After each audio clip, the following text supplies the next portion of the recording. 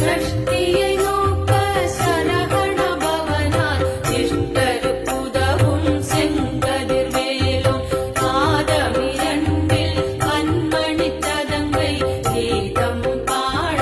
கிண்கிணியாட